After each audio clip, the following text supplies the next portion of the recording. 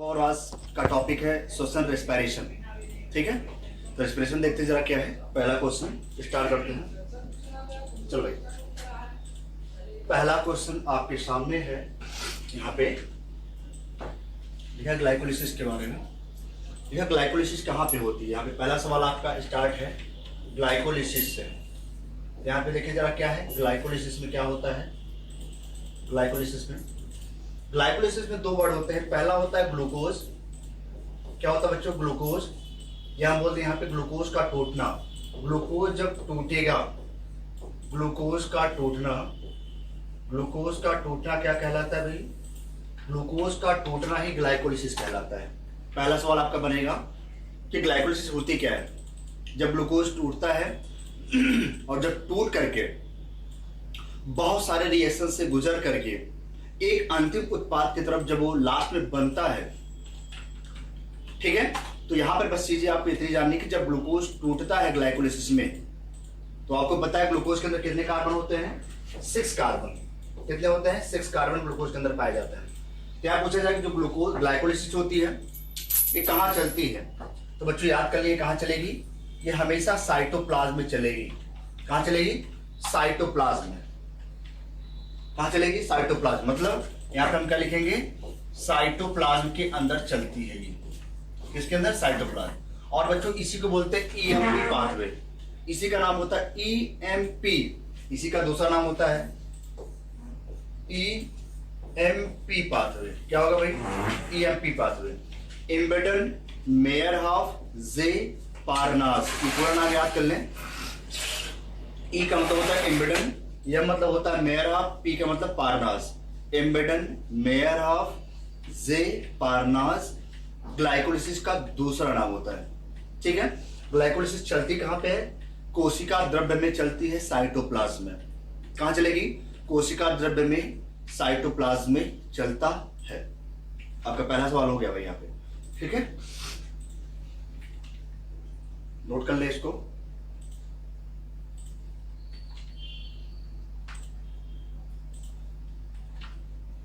ठीक है,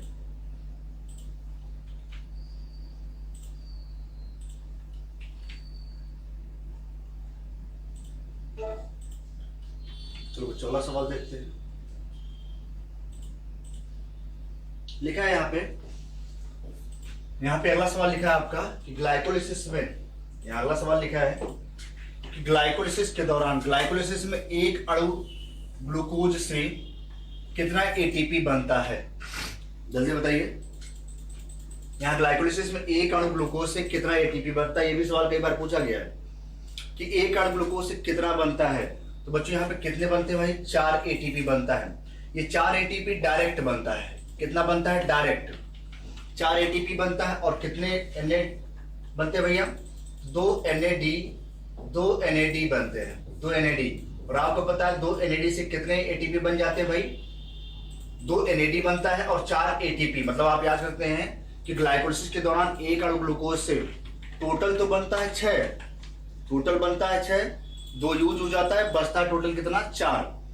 ठीक है, तो यहां पूछा ग्लाइकोलिसिस एक अणु जो हमें मिलता है वो 4 मिलता है, यही 4 हमारे काम का हो जाता है। ठीक है, तो आंसर आपका हो जाएगा 4।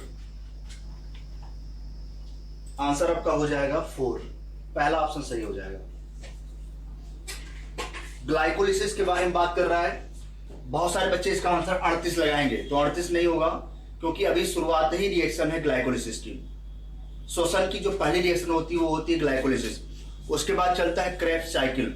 उसके बाद चलता है इलेक्ट्रॉन परिवहन तंत्र या इलेक्ट्रॉन ट्रांसपोर्ट सिस्टम।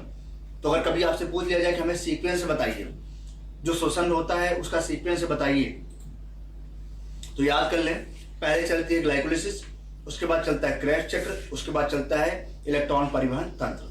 तो यहाँ पे आपका आंसर पहला हो जाएगा। चलो भाई अगला सवाल देखते हैं जरा क्या है नेक्स्ट। देखिए यहाँ पे श्वसन में सर्वाधिक ऊर्जा किससे मिलती है? Maximum energy in respiration obtained from. Maximum energy in respiration obtained from, ये कहां से मिलती है बच्चों? अगर मैं आपको एक बात बताऊं तो आप देखो जरा, अगर मैं यहाँ पे रेस्पिरेशन लिखता हूं, अगर मैं यहाँ पे आपका रेस्पिरेशन लिखता हूं, श्वसन लिखता हूं, तो बहुत ध्यान समझिएगा जो बात मैं बताने जा रहा हूं। बच्चों आपको पता है C6 H12O6 प्लस जब इसकी रिएक्शन किससे करवाते हैं 6O2 से करवाते हैं तो बच्चों होता क्या है यहाँ पे 6CO2 प्लस 6H2O आपका बनता है। उसके साथ में यहाँ पर 38 ATP हमें मिलती है, रिएक्शन याद कर लें। प्लस यहाँ पे एक चीज और होती है, यहीं पर एक चीज और लगता है 38 ADP, 38 ADP भी लगता है प्लस 38 IP भी लगता है। ये कंप्लीट रिएक्शन है आपकी श्वसन की, ये कंप्लीट रिएक्शन है आपकी श्वसन की, कंप्लीट रिएक्शन है भाई, समझ लें। मतलब फोटोसिंथेसिस का जस्ट अपोजिट उल्टा होता है रेस्पिरेशन। बहुत ध्यान समझिएगा। फोटोसिंथेसिस में अगर आप देखते थे तो वहां पर मैंने CO2 प्लस वाटर को जब जोड़ा था तो ग्लूकोज हमने बनाया था। मतलब कहने का ये है कि जो प्रकाश संश्लेषण है वह एक एनाबोलिक क्रिया है, उपचयी क्रिया है, उसमें चीजें बनती थी, वो एनाबॉलिक है, ठीक है। लेकिन जो श्वसन होता है ये एक कैटाबोलिक है, अपचयी क्रिया है, कैटाबोलिक प्रोसेस है। ये बात समझ लीजिए। हमेशा जो रेस्पिरेशन होता है ये ऊष्माक्षेपी होता है, एक्सर्गोनिक रिएक्शन, जो वर्ड बोल रहा हूं नोट कर लिया करिए, एक्सर्गोनिक रिएक्शन होती है। रेस्पिरेशन एक्सर्गोनिक मतलब ऊष्माक्षेपी, इसमें ऊर्जा मुक्त होती है। श्वसन में ऊर्जा मुक्त होती है या एक्सर्गोनिक रिएक्शन होती है, कैटाबोलिक होती है।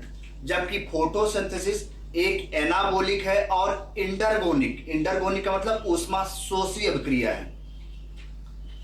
प्रकाश संश्लेषण एक ऊष्माशोषी अभिक्रिया है, उपचयी अभिक्रिया है, जबकि श्वसन एक कैटाबोलिक अपचयी क्रिया है और ऊष्माक्षेपी या एक्सर्गोनिक रिएक्शन होती है, ठीक है। तो देखो भाई जरा यहाँ पे आपने ग्लूकोज लिया, ग्लूकोज को आपने तोड़ा। जब ग्लूकोज का आप ऑक्सीकरण करवाते हैं, क्या कराएंगे, ऑक्सीकरण, ये आप नाम ऑक्सीकरण, ठीक है। जब ग्लूकोज का आप ऑक्सीकरण करवाएंगे, आपको पता है in the presence of oxygen, हमेशा ऑक्सीजन की प्रेजेंस में ही ऑक्सीकरण होता है। तो आप यहाँ पे देखो ग्लूकोज के साथ CO2 लिए हमने, जब इसका ऑक्सीकरण होगा तो बच्चों किस में टूटेगा, ये 6 कार्बन डाइऑक्साइड 6 वाटर में, प्लस हमें जो ATP मिलती बच्चों कितनी मिलती है 38 ATP। मतलब श्वसन के दौरान देखो कई सारे मतलब होते हैं, बच्चे कंफ्यूज हो जाते हैं। कंफ्यूज नहीं होना। जब आपसे क्वेश्चन पूछेगा पूरे श्वसन के दौरान एक ग्लूकोज के अणु के टूटने से हमें कितनी एनर्जी मिलती है पूरे श्वसन में, तो आंसर आपका होगा 38 ATP। जब क्वेश्चन पूछेगा कि ग्लाइकोलिसिस के दौरान हमें कितनी ATP मिलती है, तो 4 ATP।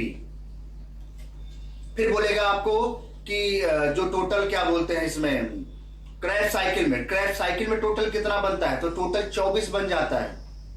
ऐसे भी सवाल जब आगे आएंगे तो मैं कराता चला जाऊंगा।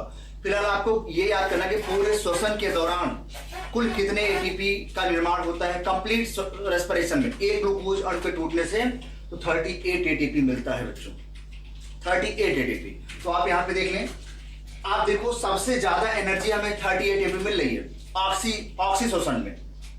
मतलब अनाक्सी श्वसन में समझ लो बात को, एनएरोबिक रेस्पिरेशन में जहां पर ऑक्सीजन नहीं होता वहां पर अपूर्ण ऑक्सीकरण होता है, इनकम्प्लीट ऑक्सीडेशन होता है। इनकम्प्लीट ऑक्सीडेशन में या अनाक्सी श्वसन में एनर्जी ATP केवल 2 बनती है।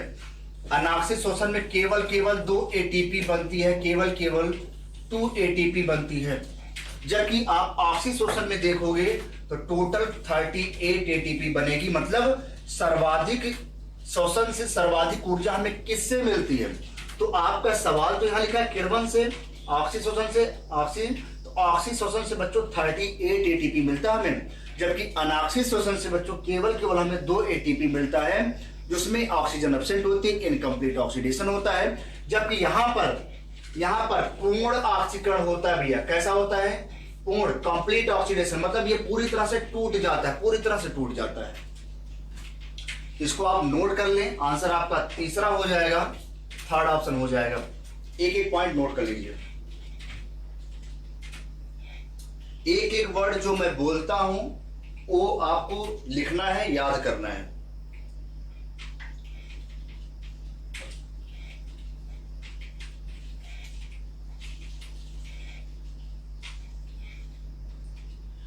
इसको बोलेंगे एडिनोसिन डाइफॉस्फेट, इसको बोलेंगे अकार्बनिक फास्फोरस इनऑर्गेनिक फॉस्फेट।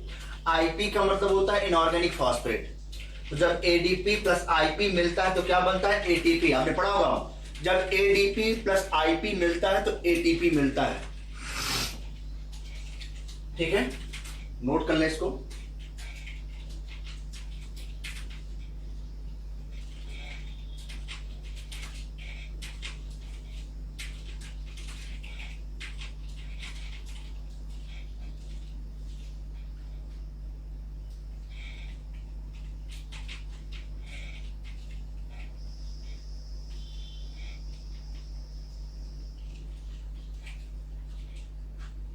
चलो बच्चों आगे चलते थोड़ा।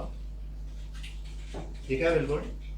देखिए, पौधों में वायवीय श्वसन के अंतिम उत्पाद हैं। बताओ भाई। तो अभी आपने देखा C6H12O6 प्लस 6O2 एरो लगाया हमने। यहाँ पे क्या लगाया? 6CO2 प्लस 6H2O प्लस हमने क्या बताया? 38 ATP हमने आपके सामने यहाँ पे रख दिया। देखिए जरा क्या है फटाफट। अब देखो जरा, यहाँ पूछा गया है कि हमें क्या मिलता है। बच्चों आप देखो, CO2 बना, CO2 मिला, वाटर बना, वाटर मिला, ऊर्जा किस फॉर्म में मिलेगी हमें? ATP के फॉर्म में मिलेगी। तो देखो आपके सामने यही तो प्रोडक्ट बना। अरे यही तो प्रोडक्ट बना भाई। जब आप रेस्पिरेशन करते हो, जब आप श्वसन करते हो, रेस्पिरेशन जब करते हो आप, तो आपको क्या मिलता है भैया? जब पौधे करते हैं या आप करो, हमेशा जो प्रोडक्ट मिलता है, हमें क्या मिलता है भैया? CO2, water and energy. यही तो मिलेगा, यही तो मिलेगा। बट अगर आप प्रकाश संश्लेषण में जाओ, फोटोसिंथेसिस में, तो बच्चों फोटोसिंथेसिस हमें दो चीज मिलती थी भैया। हमें वहां पे क्या बनता था? शर्करा मिलता था, ऑक्सीजन। मतलब ये तो आपके ऑप्शन में दिए ही हैं। जब प्रकाश संश्लेषण होता था तो वहां पे कार्बोहाइड्रेट और ऑक्सीजन मिलती थी। बट यहाँ पे उल्टा हो रहा है, यहाँ पे उल्टा हो रहा है। उल्टा क्या हो रहा है? यहाँ CO2 मिल रही है, वाटर मिल रहा है, एनर्जी मिल रही है, ऊर्जा मिल रही है, ATP 38। आंसर पहला। एक एक चीज बिल्कुल कॉन्सेप्ट के साथ विधिवत, हवा हवाई कोई चीज मैं नहीं बताता हूं। जब तक कोई चीज आपको मैं क्लियरली बता नहीं देता हूं, हमें खुद से को नहीं मिलता। तो चीजें बिल्कुल आसान है, बिल्कुल इजी है। केवल आपके दिमाग में चीजें स्ट्राइक करनी चाहिए। होता क्या है बच्चों की, स्कूलों में तो पढ़ाया नहीं जाता है, क्योंकि आप 11th कर लेते हो, 12th कर लेते हो, स्कूल में वो लोग पढ़ाते नहीं। स्कूल में टीचर सरकारी वेतन लेता है, बट उससे पैसा मिल रहा है, बट वो कभी स्कूल आता ही नहीं है। आ रहा है तो पढ़ा नहीं रहा है। बहुत सारी समस्याएं स्कूल में। लेकिन एक कोचिंग में क्या होता है, बच्चा बिल्कुल आराम से हर चीज, एक एक टॉपिक को, एक एक चैप्टर को अच्छे तरीके से पढ़ता है। ठीक है, अगर यही चीज अगर आप लोग ऑफलाइन बैच में होते तो उसका पढ़ाई का मजा ही कुछ अलग था। लेकिन दुर्भाग्य है, कोरोना चल रहा है, आप लोग ऑनलाइन भी जुड़े हैं तो काफी बेहतर है। ऑनलाइन भी आप बहुत अच्छा रिजल्ट देंगे हमें। यूपी कैडेट 2021 जो इस बार होगा, उसका रिजल्ट आप लोग बहुत अच्छा देने वाले हैं, क्योंकि हर बच्चा बहुत ही ईमानदारी से पढ़ रहा है। ये मुझे पूरा यकीन, पूरा भरोसा भी है। हर बच्चा बिल्कुल जहां भी है, बिल्कुल सिक्योरिटी के साथ पढ़ रहा है, बहुत अच्छे तरीके से पढ़ रहा है। हर बच्चा बिल्कुल ईमानदारी से क्लास कर रहा है, और आपकी ईमानदारी आपका सबसे अच्छा गुण है, और वही आपकी मेहनत रंग लाएगी, ईमानदारी। मैं भी ईमानदारी के साथ आपको बिल्कुल चीजें बता रहा हूं, चीजें समझिए, आप रटिए, याद करिए। चलो तो नोट कर ले इस क्वेश्चन का आंसर।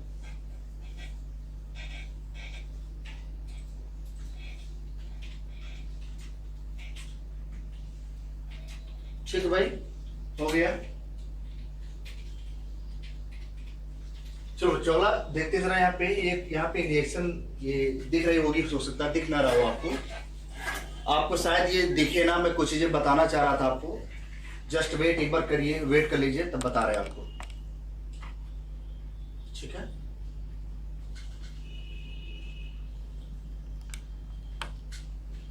कुछ दिख रहा आपको? कुछ आपको दिख रहा होगा, अगर नहीं दिख रहा होगा तो हमें नहीं लग रहा दिख रहा होगा। ठीक है, एक बार मैं बता दे रहा हूं। ये आपका भैया क्या है? क्रैश साइकिल है। क्या है? ये आपकी क्रैश साइकिल है, क्रैश चक्र। फिलहाल मुझे केवल यहाँ पे इतना आपको बताना है, इतना आपको यहाँ पे बताना। अगर आपको ध्यान से दिख रहा होगा, अगर आप जूम करके देखेंगे तो दिखेगा। ठीक है, चलो दिख रहा होगा। तो बच्चों क्या होता है, यहाँ पे देखें। सबसे पहली बात क्रैश चक्र के बारे में, ये आप स्क्रीनशॉट इसको आप लिख करके याद कर लीजिएगा, जो बहुत जरूरी बात है आपके लिए। देखो बच्चों, होता क्या है, जो क्रेब्स साइकिल चलता है, अभी मैं आपको थोड़ी देर बाद ग्लाइकोलिसिस के बारे में बताऊंगा, पहले आप क्रेब्स चक्र का पूरा फिगर देख लो। यहाँ पे बच्चों होता क्या कि पायरुवेट है, पायरुविक अम्ल है। यहाँ पे देखो पायरुविक अम्ल में कितने कार्बन होते हैं, 3 कार्बन। यहाँ लिखा है एसिटिल कोएंजाइम, उसमें कितने कार्बन होते हैं, 2 कार्बन। यहाँ पे देखो एसिटिल कोएंजाइम लिखा है बच्चों, कितने कार्बन होंगे, 2 कार्बन, 2 कार्बन। तो आप यहाँ पे देखो जो ऑक्सैलो एसिटिक एसिड है, इसमें कितने कार्बन होते हैं, 4 कार्बन। कितने कार्बन होंगे, 4 कार्बन। ध्यान से देख लें, 4 कार्बन होगा।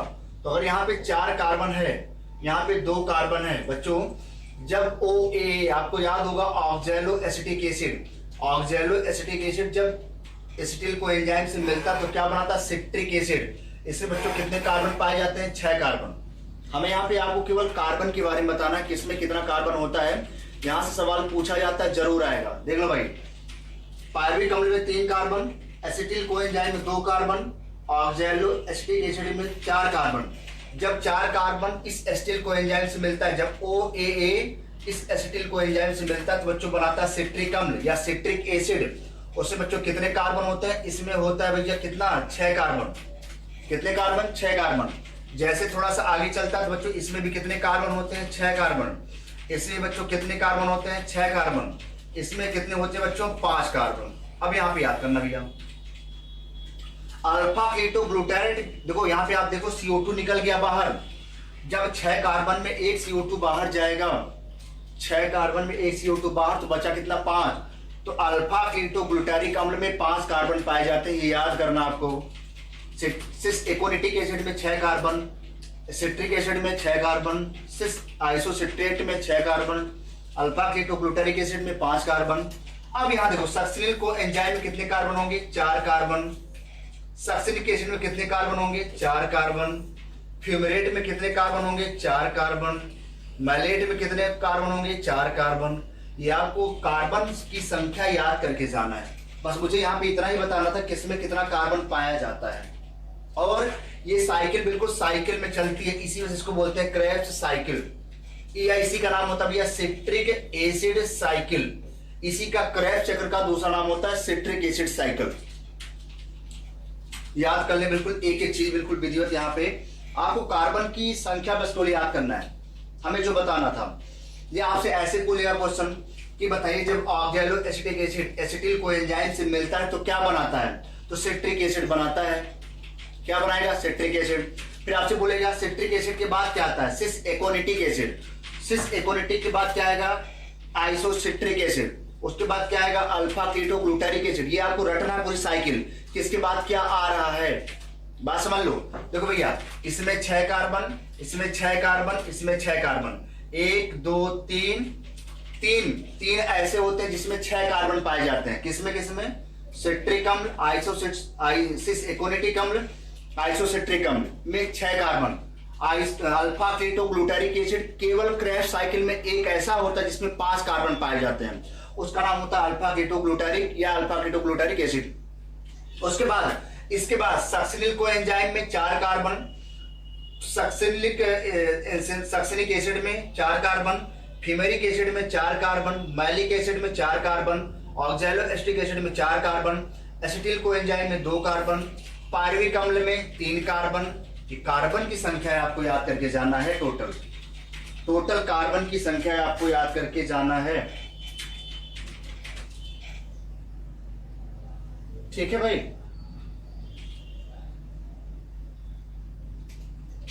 ठीक है।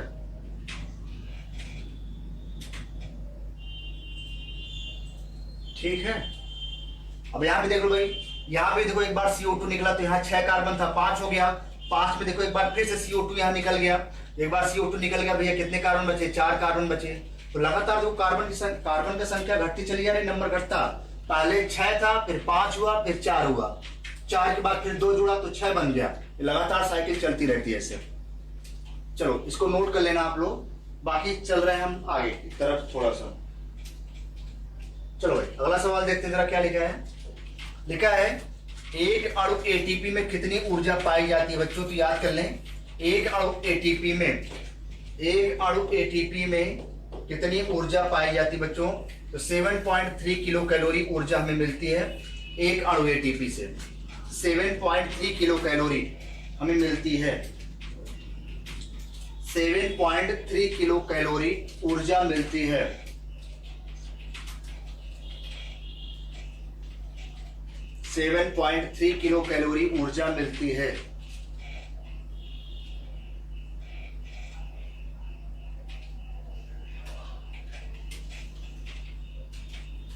चलो अगला सवाल देखते हैं क्या लिखा है। देखिए बच्चों, क्रेब्स चक्र का आरंभ कहां से होता है? बच्चों याद कर ले, क्रेब्स चक्र में क्या होता है। बच्चों यहाँ पे देख ले भैया, जो ग्लूकोज होता है, ग्लूकोज जब ये बच्चों टूटता है तो 10 स्टेप रिएक्शन होती है, 10 स्टेप रिएक्शन होती है ग्लाइकोलिसिस में। तो जब ग्लूकोज में कितने कार्बन होते हैं? 6 कार्बन।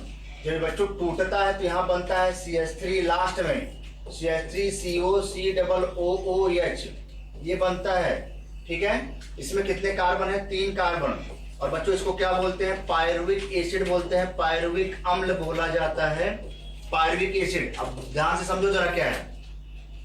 10 स्टेप रिएक्शन जब ग्लूकोज टूटता है तो आता है किसमें? यह पायरुविक एसिड, मतलब ये 10 रिएक्शन को क्रॉस करके आता है पायरुविक अम्ल में। और यही पायरुविक अम्ल बच्चों अब किस में इंटर करता है? क्रेब्स चक्र में। किस में इंटर करेगा भैया? क्रेब्स साइकिल में इंटर करता है। मतलब यही पायरुविक अम्ल क्रेब्स साइकिल में इंटर करेगा। क्रेब्स चक्र आरंभ किससे होता है बच्चों? तो पायरुविक अम्ल के साथ इसका आरंभ होता है, क्योंकि यही पायरुविक अम्ल इसी क्रेब्स साइकिल में पहली बार इंटर करता है। पहली बार इसी में इंटर करता है, इसी क्रेब्स साइकिल में। ये बात समझ लीजिए, पहली बार ये पायरुविक अम्ल, पायरुविक एसिड बच्चों कहां जाता है? क्रेब्स साइकिल में इंटर करता है। कैसे करेगा? किस फॉर्म में? यहां से एक CO2 निकल जाती है। बात समझे? जब किसी भी चीज से CO2 निकलेगा उसे बोलते हैं डीकार्बोक्सिलेशन। क्या बोलेंगे? Decarboxylation, oxidative decarboxylation. क्यों बोलते हैं? क्योंकि क्रेब्स साइकिल चलती है माइटोकॉन्ड्रिया में और ग्लाइकोलिसिस चलती है साइटोप्लाज्म में। तो जब कोई चीज माइटोकॉन्ड्रिया में जाएगी तो माइटोकॉन्ड्रिया का के लिए एक वर्ड यूज करते हैं ऑक्सीडेटिव। तो ऑक्सीडेटिव डीकार्बोक्सिलेशन मतलब होता है इससे जब एक CO2 निकलेगा, इससे जब पायरुविक CO2 निकलेगा तो कितने कार्बन बचेंगे बच्चों? 2 कार्बन क्या होता था? Acetyl coenzyme A। वही एसिटिल कोएंजाइम A इस माइटोकॉन्ड्रिया के अंदर इंटर करता है। कब? जब वह ऑक्सैलोएसिटिक अम्ल के साथ, ऑक्सैलोएसिटिक एसिड के साथ, जिसमें 4 कार्बन होता है प्लस 2 कार्बन जो एसिटिल कोएंजाइम का है, जब दोनों जुड़ते हैं तो सिट्रिक अम्ल बनाता था। तो पहली बार यही पायरुविक अम्ल इस क्रेब्स साइकिल के अंदर जाने का काम करता है। तो आंसर आपका पहला हो जाएगा, पहला आंसर हो जाएगा आपका।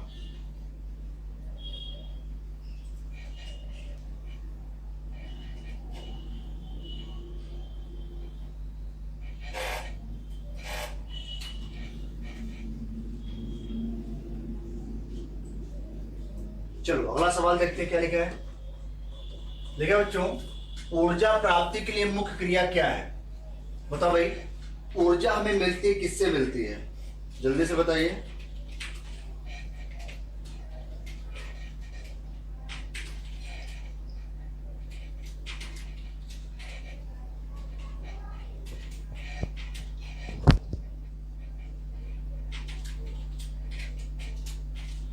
ऊर्जा प्राप्ति के लिए क्या है भाई? तो आपको पता क्या हो जाएगा भैया? श्वसन। हमें श्वसन से ऊर्जा मिलती है भाई। यहाँ पे देख लें यार, श्वसन के बारे में 3-4 लाइन याद कर लीजिए। पहला पॉइंट, ये कैसा प्रोसेस बच्चों? अपचयी क्रिया है। कैसी क्रिया है? अपचयी क्रिया होती है। पहला क्वेश्चन बनेगा। दूसरा बच्चों कैसा होता है? ऊष्माक्षेपी। कैसा होता है? ऊष्माक्षेपी क्रिया होती है, ऊष्माक्षेपी क्रिया होती है। दूसरा। तीसरा बच्चों कैसा होता है? यहाँ पे अपचयी को कैटाबॉलिक बोलेंगे, क्षिपी बोलेंगे, ठीक है। और यहाँ पे कैसा होगा? डिस्ट्रक्टिव। कैसा होगा? जो डिस्ट्रक्टिव प्रोसेस होता है, मतलब इसमें ऊर्जा हमेशा क्या होती है? मुक्त होती है। मतलब इसमें हमेशा ऊर्जा कैसी होगी? इसमें ऊर्जा हमेशा मुक्त होती है, ऊर्जा मुक्त होती है। ये 3 नाम याद कर ले भाई, तीनों नाम। अपचयी क्रिया, ऊष्माक्षेपी क्रिया, ऊर्जा मुक्त होती है यहाँ से श्वसन में, ठीक है। तो यहाँ पे आपका आंसर डी हो जाएगा। श्वसन एक अपचयी क्रिया है, एक ऊष्माक्षेपी क्रिया है, एक ऊर्जा मुक्त करने वाली क्रिया है। सारा का सारा आंसर आपको यहाँ पे क्लियर हो जाएगा।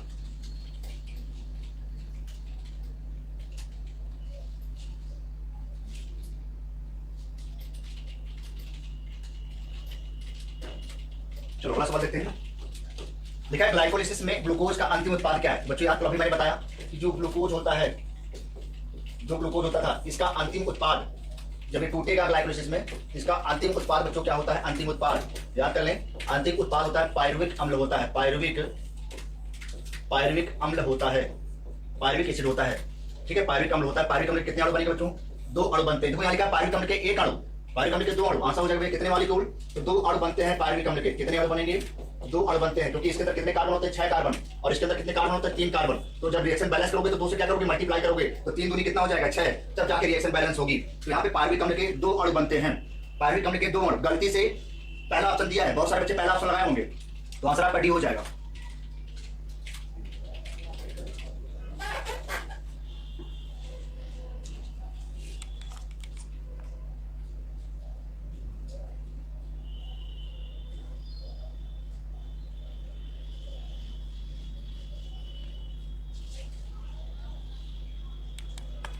ठीक है भाई, ठीक है, चलिए अगला सवाल। देखा कोशिका में ऑक्सीजन शोषण कहां होता है? बहुत ही अच्छा सवाल है। इसको बोलते हैं सेलुलर रेस्पिरेशन। जो सेलुलर रेस्पिरेशन होता है, सेलुलर रेस्पिरेशन, कोशिकीय श्वसन, कोशिकीय श्वसन। ठीक है, और यहां पूछा कि ऑक्सीजन शोषण, कोशिका में जो ऑक्सीजन शोषण होता है, ऑक्सीजन शोषण होता है बच्चों, कहां पे होता है ऑक्सीजन शोषण? याद कर लें, ये कहां पे होगा बच्चों? माइटोकॉन्ड्रिया के अंदर होता है। कहां पे होगा? माइटोकॉन्ड्रिया के अंदर पाया जाता है, माइटोकॉन्ड्रिया के अंदर पाया जाता है। तो आंसर आपका तीसरा हो जाएगा, आंसर आपका तीसरा हो जाएगा। ठीक है भाई,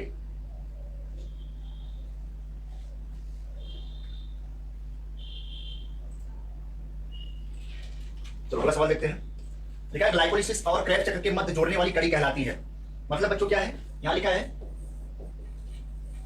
ग्लाइकोलिसिस और क्रेब्स चक्र को जोड़ता कौन है? जरूर याद करना, क्रेब्स चक्र को जोड़ता कौन है? तो बच्चों जो जोड़ने वाला होता है वो कौन होता है बच्चों? एसिटिल को एंजाइम ए। ये नाम याद करके जाना, इसको और इसको जोड़ने का काम बच्चों यही करता है, एसिटिल को एंजाइम ए। मतलब ग्लाइकोलिसिस को क्रेब्स साइकिल से जो जोड़ता है वो कौन जोड़ेगा बच्चों? यही एसिटिल को एंजाइम ए जोड़ता है। आंसर आपका पहला हो जाएगा एसिटिल को एंजाइम ए। ऐसे आप बना लीजिए, बीच में इसको लिख लो, बीच का लिखने मतलब यह इसको और इसको जोड़ने का काम कर रहा है। ये चलता है साइटोप्लाज्म कोशिका द्रव्य में, ये चलता है माइटोकॉन्ड्रिया में, और इन दोनों को जोड़ने का काम एसिटिल को एंजाइम करता है। ठीक है,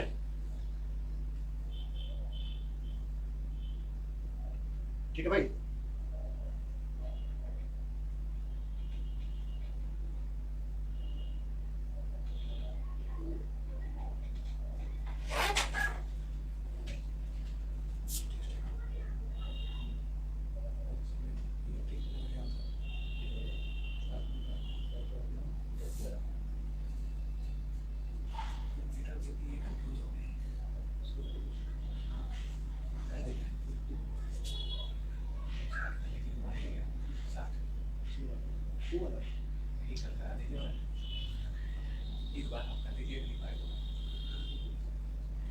चलो अगला सवाल देखते हैं। लिखा है किण्वन क्रिया में ईस्ट कोशिकाएं उत्पन्न करती हैं। जल्दी से बताओ, जब किण्वन होता है बच्चों तो उसमें क्या बनता है? एल्कोहल बनता है। और वो भी कौन सा एल्कोहल बनेगा? C2H5OH। कौन बनेगा? C2H5OH बनेगा एल्कोहल। हमेशा फर्मेंटेशन में, फर्मेंटेशन इसको बोलते हैं फर्मेंटेशन। क्या बोलेंगे? फर्मेंटेशन बोला जाता है। फर्मेंटेशन एक कैसी क्रिया बच्चों? अनाक्षी क्रिया है। कैसी है ये? हमेशा अनाक्षी क्रिया होती है, एनारोबिक रिएक्शन होती है। यहाँ पर ऑक्सीजन की जरूरत नहीं पड़ती, यहाँ पे ऑक्सीजन नहीं होता, इसी वजह से इसको बोलते हैं क्या? अपूर्ण ऑक्सीकरण बोला जाता है। इसको क्या बोलेंगे? अपूर्ण ऑक्सीकरण के नाम से भी जाना जाता है। क्या बोलेंगे? अपूर्ण ऑक्सीकरण भी इसको बोलते हैं। मतलब फर्मेंटेशन एक अनाक्षी क्रिया है, मतलब यहाँ पे ऑक्सीजन का कोई रोल नहीं होता। जब ऑक्सीजन नहीं होगी तो कैसा होगा बच्चों? अपूर्ण ऑक्सीकरण होता है, इनकम्प्लीट ऑक्सीडेशन होता है। और जब ग्लूकोज का इनकम्प्लीट ऑक्सीडेशन होता है, जब ग्लूकोज का इनकम्प्लीट ऑक्सीडेशन होता है, अपूर्ण ऑक्सीकरण होता है, तो क्या बनता है बच्चों? एल्कोहल। और कौन सा वाला? Ethyl alcohol. यही जो पी करके लोग नालियों में गिर करके अपने आप को राजा समझते हैं, यही वाला है CH5OH। ठीक है, अगर गलती से आपने इसको ना लेकर के CH3OH ले लिया, जिसको लोग बोलते हैं कच्ची शराब, ज्यादातर वो मैनपुरी, इटावा, किसी पश्चिम वाले एरिया में, ठीक है, मुरादाबाद, यही सब बनता है कच्ची शराब, मेथाइल अल्कोहल, इसको CH3OH बोलते हैं। वो सब पी कर बिल्कुल स्वाहा हो जाते हैं। वही वाली जहरीली है, लेकिन बढ़िया वाली ये है। बढ़िया मतलब ये नहीं कि आप लोग पीने लगे इसको, बढ़िया वाली है। बहुत सारे बच्चे समझते कि बढ़िया वाली ये वाली है, इस तरह से एक ढक्कन लेंगे हम लोग भी, मजा लेंगे इसका। ठीक है, तो यही बनता है भैया। ठीक है, चलो तो आंसर आपका सेकंड हो जाएगा, आंसर आपका सेकंड हो जाएगा, आंसर आपका सेकंड हो जाएगा। चलो अगला सवाल देखते हैं क्या लिखा है। लिखा हुआ है एंजाइम जो ग्लूकोज को एल्कोहल में बदलता है, तो क्या बोलेंगे? जाइमेज। कौन बदलता है? जाइनेज। तो जाइनेज ग्लूकोज को एल्कोहल में बदलने का काम करता है, ग्लूकोज को एल्कोहल में बदलता है, ग्लूकोज को एल्कोहल में बदलने का काम जाइनेज करता है। कौन करेगा? जाइनेज। चलो अगला सवाल देखते हैं। लिखा है ग्लूकोज के एक अणु के ऑक्सीकरण से परिणामस्वरूप एटीपी अणु बनता है। पूरे ग्लूकोज के एक ऑक्सीकरण के परिणामस्वरूप कितना बनता है बच्चों? तो कंप्लीट कितना बनेगा पूरे श्वसन में? तो 38 बनता है। कितना बनेगा? 38। यहाँ पे ये नहीं पूछा है कि किस में बनता है, ग्लाइकोलिसिस में या क्रेब्स साइकिल में। यहाँ उसने लिखा ग्लूकोज के एक अणु के ऑक्सीकरण के परिणामस्वरूप पूरा कंप्लीट श्वसन में, पूरे रेस्पिरेशन में। जब ये सवाल आएगा तो इसका आंसर 38 लगेगा। ठीक है, तो आंसर आपका 38 हो जाएगा, 38।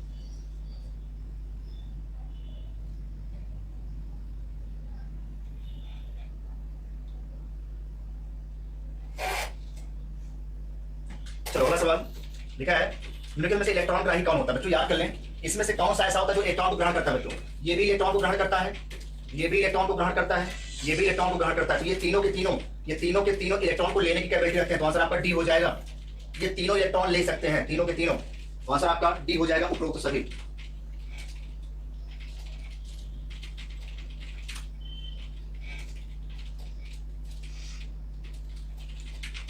इस बार जो संडे को टेस्ट है, किस संडे को टेस्ट है आपका? ठीक है, इस बार आप ट्राई करिए कि बायो में बिल्कुल 50 से 50 आ करिए, क्योंकि इस बार हमने जो पेपर रखा है वो बिल्कुल आपकी किताब से रखा है। तो मैं पहले से बता दे रहा हूँ आपको, ओपन कर दे रहा हूँ। इस बार मैंने पूरी आपकी किताब से रखा है क्वेश्चन। ठीक है, पीछे के जितने सवाल हमने उसी से उठा के सब मिला के रखा है। तो देखते हैं कौन बच्चा बिल्कुल 50 से 50 कर लेता है। इतना ओपन बिल्कुल मैं खुले हम बता रहा हूँ आपको। आगे बार ट्राई करो, करके देखो। चलो अगला सवाल, अगला जो लिखा है यहाँ पे, सरस मरुद्भिद पादपों में जहां अपूर्ण ऑक्सीकरण होता है वहां श्वसन गुणांक कहां क्या होता है? तो सरस मरुद्भिद पादपों में जहां अपूर्ण ऑक्सीडेशन होता है वहां पर श्वसन गुणांक क्या होता है बच्चों? कितना होगा? इनकम्प्लीट में होता है इनफाइनाइट, मतलब इकाई से कम हो जाएगा। क्या होगा? इकाई से कम। एक से क्या होता है? इकाई से कम। तो सरस मरुद्भिद पादप जहां अपूर्ण ऑक्सीकरण होता है वहां श्वसन गुणांक इकाई से कम होता है।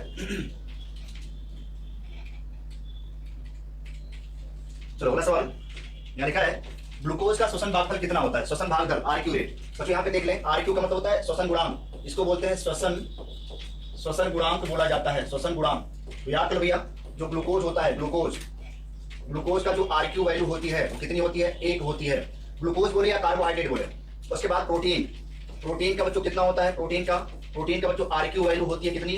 0.9। उसके बाद जो फैट होता है, वसा होता है, उसके बाद जो आरक्यू वैल्यू होती है कितनी होती है? 0.7। कितना होता है? 0.7। कार्बनिक अम्ल का कितना होता है बच्चों? कार्बनिक अम्ल, अगर कार्बनिक अम्ल है बच्चों तो 1 से ज्यादा होता है, 1 से ज्यादा होता है, हमेशा 1 से ज्यादा होगा, हमेशा 1 से ज्यादा। ये आपको तीनों नाम याद होना चाहिए बिल्कुल। ग्लूकोज बोले या कार्बोहाइड्रेट बोले, चाहे ग्लूकोज दे दे, चाहे फ्रक्टोज दे दे, चाहे सुक्रोज दे दे, कोई दे दे, जितने भी कार्बोहाइड्रेट है, चाहे मोनोसैकेराइड हो, चाहे डाइसैकेराइड हो, चाहे पॉलीसैकेराइड हो, सबका श्वसन गुणांक हमेशा कितना होगा? 1 होगा। ये बात समझ लेना, ठीक है भाई? ये याद कर लो, ग्लूकोज का श्वसन गुणांक 1 होता है, प्रोटीन का 0.9 होता है, फैट का 0.7 होता है, कार्बनिक अम्ल का 1 से ज्यादा का मतलब 1 यहाँ पे होगा 1.33 से लेकर के 4 के बीच में होता है। 1.33 से लेकर के 4 के बीच में किसी भी कार्बनिक अम्ल, किसी भी ऑर्गेनिक एसिड का श्वसन गुणांक होता है, 1 से हमेशा ज्यादा होगा। यहाँ ग्लूकोज का पूछा तो ग्लूकोज का कितना हो जाएगा? 1 हो जाएगा। ये सब याद कर लो, ये सब चीजें पूछी जाती है एग्जाम में।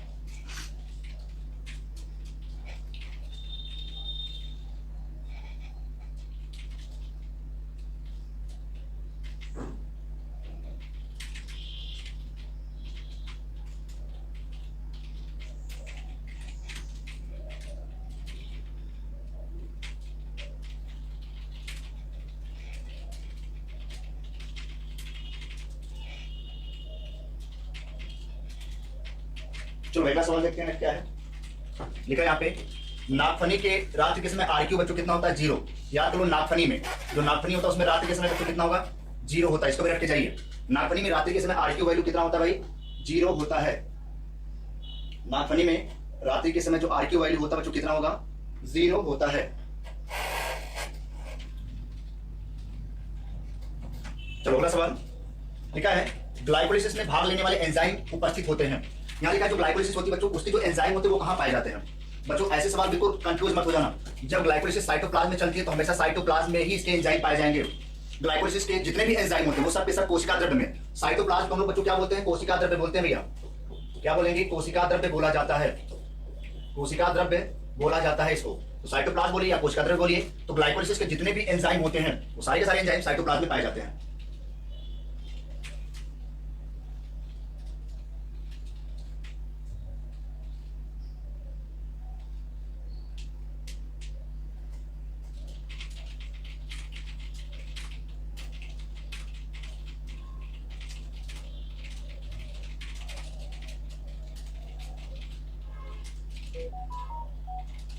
चलो एक बार सवाल देखते हैं नेक्स्ट। देखो जो ऑक्सैलिक अम्ल का आरक्यू वैल्यू, अब आपको पता है जो ऑक्सैलिक अम्ल होता है, जो ऑक्सैलिक एसिड होता है बच्चों, ये कैसा होता है? ये कार्बनिक अम्ल है। ये कैसा है बच्चों? ये कार्बनिक अम्ल होता है। कैसा होगा? ये कार्बनिक अम्ल है, ये कार्बनिक अम्ल। तो बच्चों आप देख लो कार्बनिक अम्ल, हमने बताया इसकी वैल्यू कितनी होती है? 1 से 3, 3 के बीच में कितनी होगी? 4। तो आप देखो भैया यहाँ पे कौन सा आंसर हो जाएगा आपका? तीसरा आंसर हो जाएगा, तीसरा 4। 1.36 से लेकर 4 के बीच में होता है, तो मैक्सिमम कितना भैया? 4। आंसर आपका 4 हो जाएगा। ऑक्सैलिक अम्ल में, ऑक्सैलिक अम्ल में, ऑक्सैलिक अम्ल में देख भाई, ठीक है, यहाँ पे आप देख लीजिए क्यों बोलेगा C2 ऐसे, सी देखो भैया यहाँ पे ऐसे, यहाँ पे ऐसे, 2 COOH COOH। देखो भाई तो C2H2O4 का फार्मूला तो भैया ऑक्सैलिक अम्ल। कितने कार्बन पाए जा रहे हैं? 2 कार्बन पाए जाते हैं ऑक्सैलिक अम्ल में, C2H2O4। ये फार्मूला याद करके जाइए। आपसे बोलेगा C2H2O4 की हमें श्वसन गुणांक बताइए, आपको ये ना लिख के हो सकता है ये लिख दे, तो क्वेश्चन में आप फंस जाओगे। तो याद कर लो C2H2O4, इसका ये फार्मूला होता है ऑक्सैलिक अम्ल का। चलो अगला सवाल देखते हैं क्या है नेक्स्ट सवाल देखेंगे। देखा कोशिका में क्रेब्स चक्र कहां चलता है बच्चों? तो हमेशा माइटोकॉन्ड्रिया में चलता है। क्रेब्स साइकिल हमेशा माइटोकॉन्ड्रिया में चलती है, याद कर लें। जो क्रेब्स साइकिल होती है बच्चों, इसी को बोलते हैं सिट्रिक एसिड साइकिल। क्या बोलेंगे? सिट्रिक एसिड साइकिल बोलते हैं क्रेब्स साइकिल को। तो बच्चों कहां चलता है? ये माइटोकॉन्ड्रिया के अंदर चलता है, माइटोकॉन्ड्रिया के अंदर चलता है। तो अभी मैंने बताया था पूरा, जो भी मैंने फिगर आपको दिखाया था, वो फिगर मैंने आपको दिखाया था भाई। फिगर आप रट के जाना भी है, जो कार्बन है कौन किसमें क्या बन रहा है। आंसर आपका तीसरा हो जाएगा, आपका आंसर तीसरा हो जाएगा। ठीक है भाई, तो कोशिका में क्रेब्स चक्र का स्थल माइटोकॉन्ड्रिया में पाया जाता है। चलो अगला सवाल देखते हैं क्या है।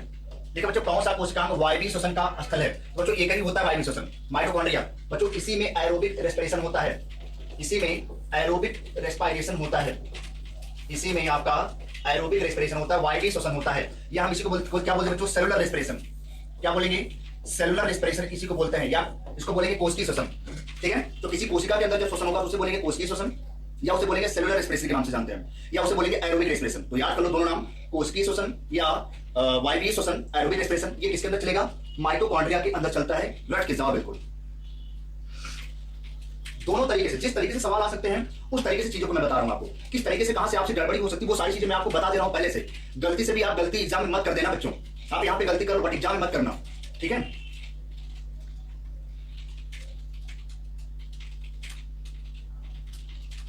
चलो अगला सवाल देखते हैं। लिखा है गैसीय हार्मोन होते बच्चों कौन होता है? एथाइलिन। एथाइलिन आपने सुना होगा फलों को पकाने में काम आता है, तो गैसीय हार्मोन इसको बोलते हैं। गैसीय हार्मोन एथाइलिन माना जाता है, गैसीय हार्मोन एथाइलिन माना जाता है, गैसीय हार्मोन एथाइलिन माना जाता है। आसान सा सवाल है। चलो अगला सवाल। ठीक है, कौन सा एक समूह सूक्ष्म पोषक तत्व है? जल्दी बताओ, इसमें से कौन सा ऐसा है जो सूक्ष्म माइक्रोन्यूट्रिएंट है? सूक्ष्म पोषक तत्व कौन है? कौन बताएगा इसका आंसर? इस क्वेश्चन का आंसर आप हमें जरूर बताइए, जल्दी से बताओ। इसका आंसर मैं बताने वाला नहीं हूं क्योंकि मैं बता चुका हूं इसको। जल्दी बताओ क्या आंसर होगा, जल्दी बताओ भाई क्या होगा आंसर।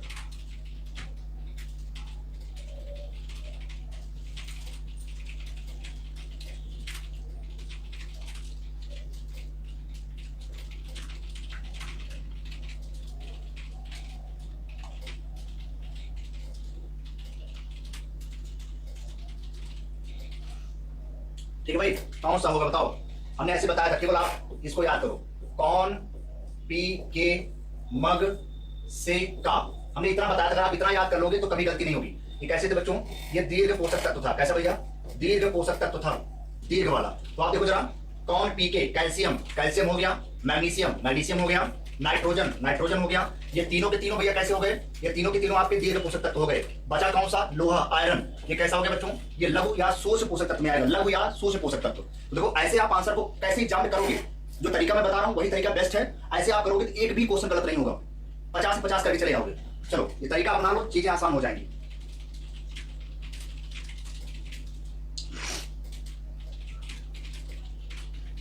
आप केवल दीर्घ वाला याद कर लो, माइक्रो वाला याद कर लो, बृहद वाला याद कर लो, बस उतने में से छांट लेना कौन सा है, आंसर मिल जाएगा।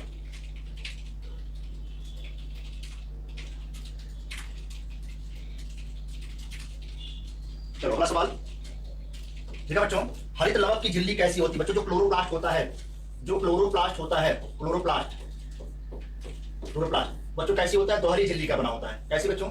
दोहरी झिल्ली का मतलब ये क्लोरोप्लास्ट है, इसके ऊपर डबल मेम्ब्रेन, ये बाहरी मेम्ब्रेन, ये बाहरी हो गई बाहरी मेम्ब्रेन, ये कौन सी हो गई भैया? अंतःपरत। ये बाहरी परत, ये अंतःपरत। बच्चों कैसी जगह द्विपरतीय होती है, डबल मेम्ब्रेन होता है।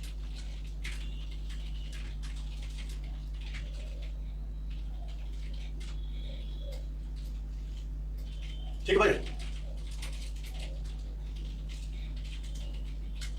चलो अगला सवाल। देखा ग्लाइकोलिसिस एवं क्रैब चक्र के बीच कड़ी कौन सी? भाई दो फिर से सवाल वही रिपीट हो गया है, तो आंसर क्या हो जाएगा बच्चों? Acetyl coenzyme A. क्या होगा बच्चों? Acetyl coenzyme A. Acetyl coenzyme A. बच्चों इसमें कितने कार्बन पाए जाते हैं? 2 कार्बन। इसको याद कर लो। एसिटिल कोएंजाइम ए में कितने कार्बन? 2 कार्बन। फ्यूमेरिक अम्ल में कितने कार्बन? 4 कार्बन। सिट्रिक अम्ल में कितने कार्बन? 6 कार्बन सिट्रिक अम्ल में। सक्सनिक अम्ल में कितने कार्बन? 4 कार्बन। कार्बन का नंबर याद करके जाओ। एसिटिल कोएंजाइम में 2 कार्बन, फ्यूमेरिक अम्ल में 4 कार्बन, सिट्रिक अम्ल में 6 कार्बन, सक्सनिक अम्ल में 4 कार्बन। ये सब रट के जाओ बिल्कुल भयंकर। तो आंसर आपका डी हो जाएगा, जो ग्लाइकोलिसिस और क्रेब्स चक्र को जोड़ता है।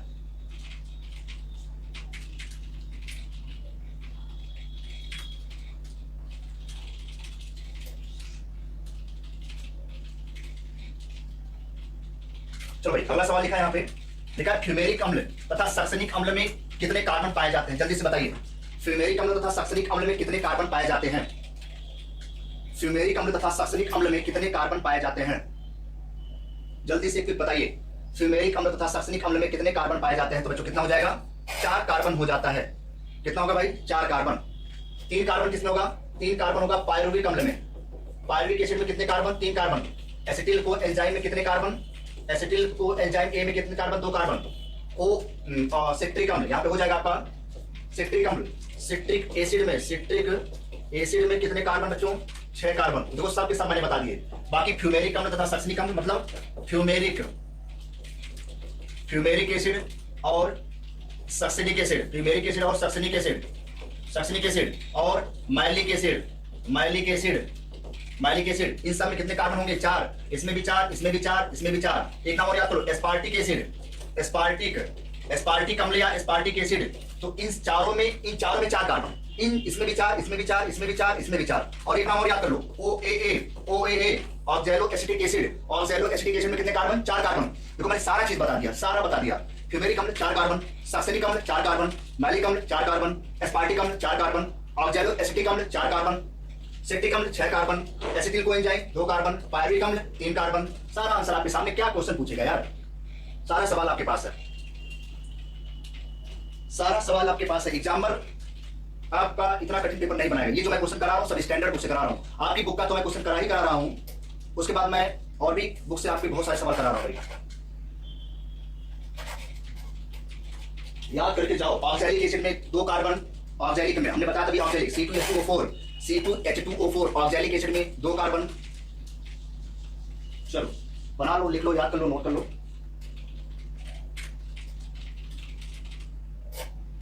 वीडियो को 2 बार 3 बार 4 बार देखिए लगातार। जहां भी कंफ्यूजन हो वीडियो को 2 बार 3 बार 4 बार, जब तक चीजें याद ना हो जाए देखते रहिए लगातार। चलो अगला सवाल। अगला सवाल लिखा है यहाँ पे कि कीटो ग्लूटारिक अम्ल अल्फा कीटो, यहाँ पे होगा अल्फा कीटो ग्लूटारिक अम्ल कितने कार्बन? बच्चों 5 कार्बन होता है। कितना होगा भाई? 5 कार्बन। अभी मैंने बताया, इसको ऐसे लिखते भैया, अल्फा कीटो ग्लूटारिक अम्ल, अल्फा कीटो ग्लूटारिक एसिड। तो आंसर आपका क्या हो जाएगा भैया? 5 कार्बन हो जाएगा।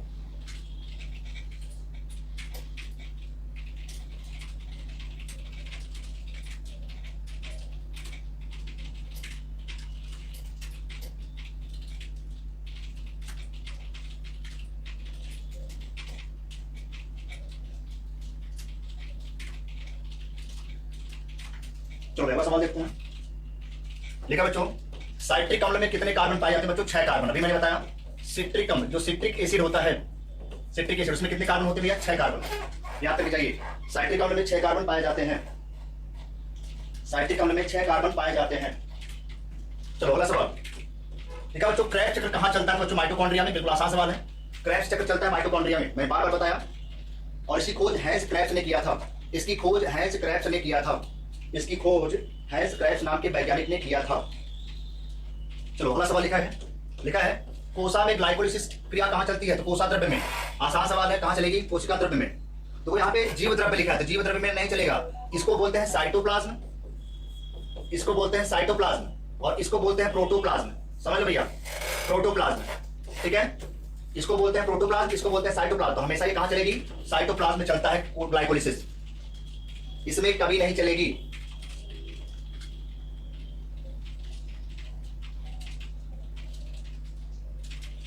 चलिए अगला सवाल लिखा है, कौन सा लिखा है? ग्लूकोज को ग्लूकोज 6 फॉस्फेट में बदलता है। ये भी सवाल बहुत अच्छा है। ठीक है, कौन सा इसमें ऐसा है जो ग्लूकोज को ग्लूकोज 6 फॉस्फेट में बदलता है बच्चों?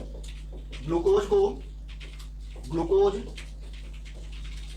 ग्लूकोज 6 फॉस्फेट में कौन बदलता है बच्चों? कौन बदलेगा यहाँ पे? उसका नाम होता है हेक्सोकाइनेज। क्या नाम होगा? हेक्सोकाइनेज होता है, हेक्सोकाइनेज होता है। आंसर आपका पहला हो जाएगा। यहाँ पे नीट जैसे मेडिकल में सवाल आया हुआ है, नीट मेडिकल में ये सवाल आपका पूछा गया है कि कौन बदलता है, जरूर याद करके जाओ कि ग्लूकोज को ग्लूकोज 6 फॉस्फेट में, ग्लूकोज को ग्लूकोज 6 फॉस्फेट में कौन बदलता है बच्चों? तो हेक्सोकाइनेज बदलता है, यही वाला एंजाइम बदलता है, हेक्सोकाइनेज। हेक्सोकाइनेज बदलता है।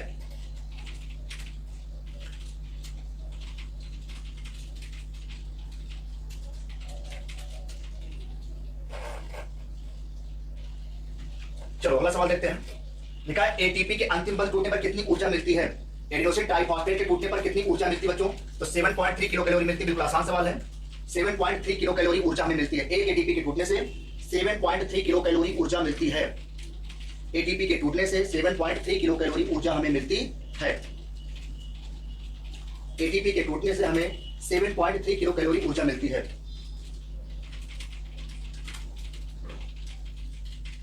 चलो अगला सवाल लिखा है, फिर से देखो। देखा क्रेब्स चक्र होता है भाई कहां पे? माइटोकॉन्ड्रिया में। सब सवाल बार बार रिपीट हो रहा है, आसान सवाल है। तो क्रेब्स चक्र हमेशा माइटोकॉन्ड्रिया में चलता है, बिल्कुल आसान सवाल है। क्रेब्स चक्र माइटोकॉन्ड्रिया में चलता है, क्रेब्स चक्र माइटोकॉन्ड्रिया में चलता है। चलो अगला सवाल लिखा यहाँ पे। देखा श्वसन गुणांकों को कैसे निकालते हैं? आरक्यू वैल्यू को कैसे निकालोगे भैया? तो आरक्यू वैल्यू बराबर क्या होता है बच्चों? यहाँ पे CO2 अपान क्या होता है? O2। CO2 क्या होती है भाई? CO2 क्या होती है? निष्कासित। O2 क्या होती है? अवशोषित। यहाँ पे हमेशा हो जाएगा CO2 अपान O2। इसको याद कर भैया, ये क्वेश्चन पूछा जा सकता है आपके, ये क्वेश्चन कभी पूछा गया है। CO2 अपान O2 को बोलते हैं श्वसन गुणांक। CO2 हमेशा ऊपर रहेगा, O2 हमेशा नीचे रहेगा। CO2 ऊपर, O2 नीचे।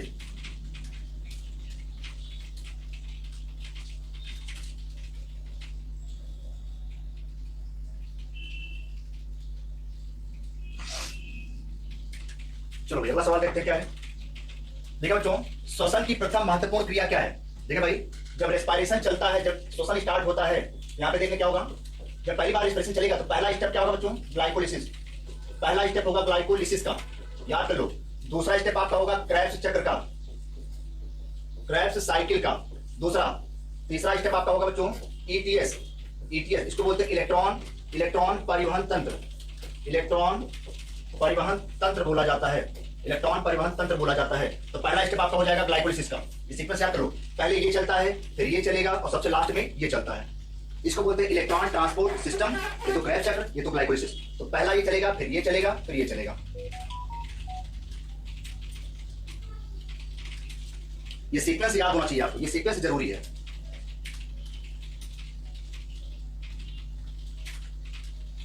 चलो अगला सवाल देखते हैं जरा क्या लिखा है। देखा मांसल पौधे में रात्रि के समय श्वसन गुणांक का मान कितना होता है बच्चों? तो शून्य होता है। कितना होगा भैया? शून्य। मांसल पौधे मतलब क्या होगा? जो नागफनी होता है। क्या होता है बच्चों? नागफनी। जो मरुद्भिद पौधे होते हैं उसको बोलते हैं मांसल। तो मरुद्भिद पौधों में हमेशा जो आरक्यू वैल्यू होती है, जो श्वसन गुणांक होता है आरक्यू वैल्यू, वो कितना होता है भाई? 0 होता है। कितना होगा? 0 बोला जाता है।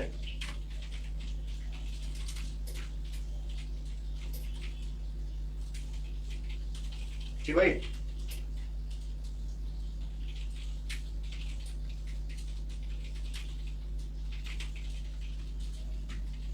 चलो अगला सवाल लिखा है, ग्लाइकोलिसिस को अन्य किस नाम से जानते हैं? जल्दी बताइए, ग्लाइकोलिसिस को हम और किस नाम से जानते हैं बच्चों? ग्लाइकोलिसिस को हम EMP पाथवे भी जानते हैं। EMP, इमिटेंट mayor of J Parnas, ये पूरा नाम होता है। E मतलब होता है इमिटेंट, M मतलब होता है मेयर ऑफ, और P मतलब होता है पारनास पाथवे।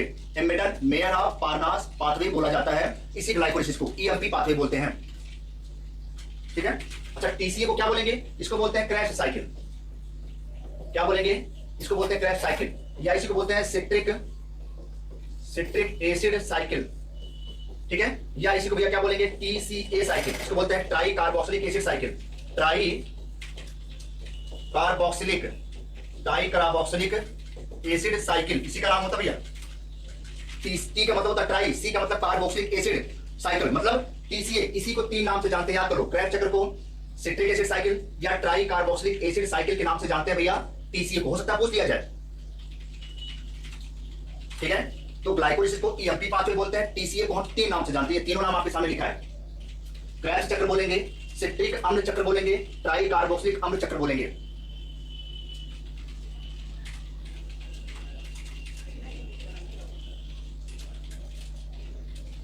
नोट कर लें।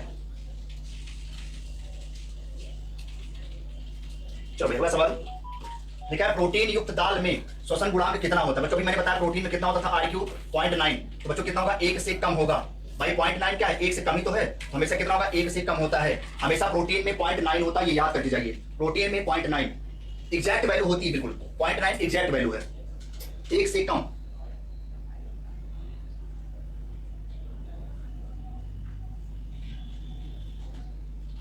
चलो अगला सवाल देखते हैं क्या लिखा है। लिखा है ग्लाइकोलिसिस की क्रिया कितने एटीपी अणुओं का निर्माण करती है? जल्दी से बताइए, ग्लाइकोलिसिस में की क्रिया कितने एटीपी अणुओं का निर्माण करती है? 2 सवाल यहां पे दिया है, कितना एटीपी बनाएगा, कितना एटीपी बनाएगा भाई, जल्दी से बताइए। तो ग्लाइकोलिसिस में कुल जो कुल बनता है वो तो कितना बनेगा? 8, कुल बनेगा 8।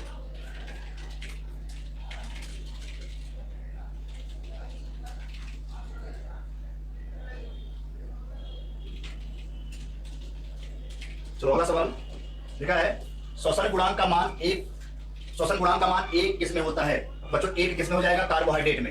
एक होता है प्रोटीन में होता है, प्रोटीन में होगा 0.9, वसा में होगा 0.7, कार्बनिक अम्ल में होगा 1.33 से होगा कितना? 4।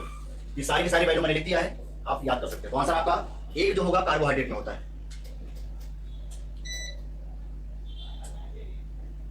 ठीक है,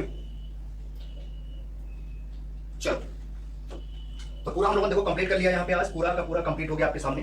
ठीक भाई, कल हम फिर इसी के क्वेश्चन करेंगे, इसी रेस्पिरेशन के।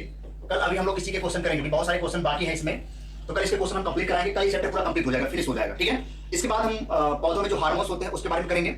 उसके बाद ऑलमोस्ट आपकी बहुत सारी चीजें कंप्लीट हो जाएंगी। उसके बाद थोड़ा सा हम लोग पढ़ेंगे एल्गी के बारे में, ब्रायोफाइटा, टेरिडोफाइटा, जिम्नोस्पर्म के बारे में। ये 4 चीजें आपकी और बची रह जाएंगी, इसको भी हम करा देंगे। उसके बाद जितनी भी चीजें हैं फिर से एक बार फिर कराएंगे, सब मिला करके क्वेश्चन फिर पूरे बायोलॉजी से पूरा क्वेश्चन मिलाएंगे, 50-50 क्वेश्चन कराएंगे आपको डेली, सब चैप्टर से मिला करके। ठीक है, इससे आपकी तैयारी काफी बेहतर, काफी अच्छी तरीके से हो जाए, मतलब कोई कहीं से गलती ना हो जाए। बहुत सारे सवाल मैं एनसीईआरटी से भी कराऊंगा, जो मोस्ट एक्सपेक्टेड क्वेश्चन जो आपके एग्जाम में पूछे जा सकते हैं, क्योंकि 2020 में जिस प्रकार से पेपर बना था, अगर उस प्रकार से पेपर बना तो थोड़ा सा आपकी आसान हो जाएगा। अगर मैंने एनसीईआरटी से कुछ क्वेश्चन आपको करा दिया तो अगर पेपर थोड़ा सा आपके लेवल का बना, आसान बना, आपकी किताब से बना, तो चीजें बिल्कुल आप 50 से 50 आराम से करके चले जाओगे। ठीक है, तो चलिए कल हम फिर इसी टाइम मिलते हैं आपको इसी श्वसन के साथ। आज चैप्टर को पढ़िए, रेस्पिरेशन को पढ़िए, सारे पीछे जो चैप्टर ने पढ़ा दिया उसको रिवाइज करिए अच्छे तरीके से, अपने तरीके से चैप्टर को क्लियर करिए, पढ़िए। बाकी हम कल मिलते हैं इसी के साथ। आज के लिए बस इतना ही। जय हिंद, धन्यवाद, गुड नाइट।